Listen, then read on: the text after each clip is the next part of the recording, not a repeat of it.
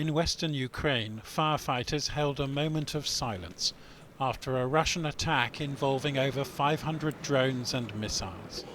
At least 26 dead, including 3 children. But the rescuers can't be sure until they have shifted the rubble and the search for survivors is complete. Over the years, you start to get used to the war, but when it affects you personally, you completely rethink it. You understand that this is not how life should be. And it's a difficult time to negotiate for peace. What with Russian gains on the front line, a 4th winter of war ahead, and a major corruption scandal in Kiev, which could dissuade some allies from sending aid. Add to that the unpredictability of American support, which has been wavering ever since Donald Trump was elected. Last night, American officials met Ukrainian military commanders who told them how the war is going, amid Ukrainian anger at a peace plan drawn up by the Russians and Americans, which they say is unacceptable. The US Secretary of State suggested exchanging potential ideas to end the war would take time. Achieving a durable peace will require both sides to agree to difficult but necessary concessions, Marco Rubio wrote. But among the plan's most controversial 28 points, Ukraine would surrender not just the eastern Donbass region, but a much wider area under current Russian control. The US would recognize Crimea, which Russia captured in 2014, as Russian. There'd be no foreign peacekeeping troops, and the size of Ukraine's army would be cut in half. European foreign ministers meeting in Brussels say any plan must include their input, as well as Ukraine's. And not for the first time, they're worried America's president is in such a hurry to get a deal that it will be stacked in favor of Russia. We have not been involved. I don't know what the involvement of Ukraine has been in this plan, but obviously for us it is important that whatever peace plan is on the table, that Ukraine is behind it. This is up to Ukraine. It's about Ukrainian territory. It's about Ukrainian sovereignty. So without a buy-in of Ukraine, you won't get the support of the Europeans. As for the British, it's a case of keep calm and carry on, of convincing Vladimir Putin that he's the one who must back down and sue for peace. We will continue to stand with Ukraine because Ukraine has shown incredible strength and resilience in the face of Russian aggression. And I think Putin has repeatedly underestimated Ukraine and underestimated the commitment and determination of Ukraine's friends. In Kiev itself, talk of any concessions to Russia doesn't come easily. I do not consider these conditions acceptable, and I do not think that even if such an agreement is reached with our leaders, that it will be accepted by the people, by the military, and those who have already given and are giving a lot for this. I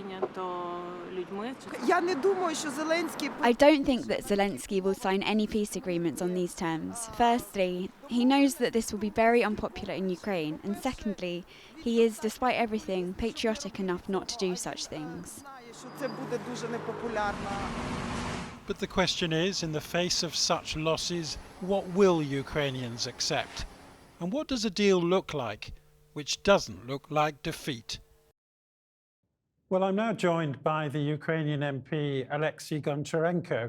And I wanted to ask you first, Alexei, this plan, on the face of it, looks completely unacceptable to Ukraine because it seems to involve so very many concessions. Is that your reading of it as well? Yes, it is. But in general, we don't know exactly what is in the plan. We saw a lot of leaks to media, a lot of information just the last 24 hours is announced in media. But we don't know any details and we don't know many points and many parts of this plan. And the main question for me, who is the author of this plan? Because this plan looks like a Russian plan. So is it a plan which is approved in any way by somebody from Trump administration? Or it's just a Russian plan which is transferred to Ukrainian side by Americans, but as a Russian plan? It's a big difference. And how do you feel as a Ukrainian member of parliament that, that whatever this is, whether you call it a framework plan or a set of proposals, a set of ideas, the Ukrainian side doesn't seem to have been included in it?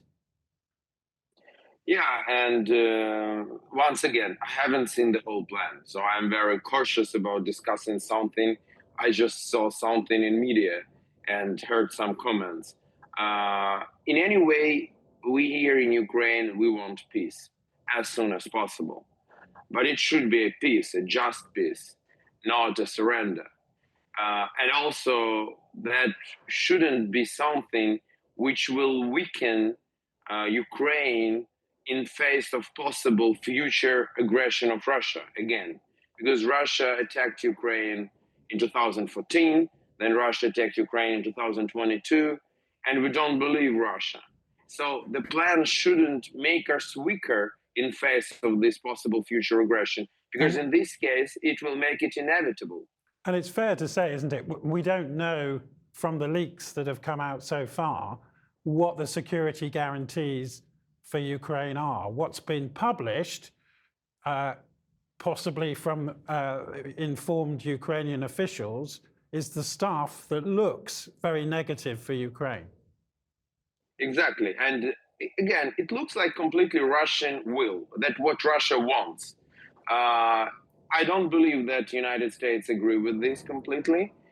And you're absolutely right. We don't see any part where are the security guarantees for Ukraine. But the fact is, Alexei, Ukraine is going to have to make concessions of some kind. Is there one you can tell me about on camera today that you think Ukraine could accept?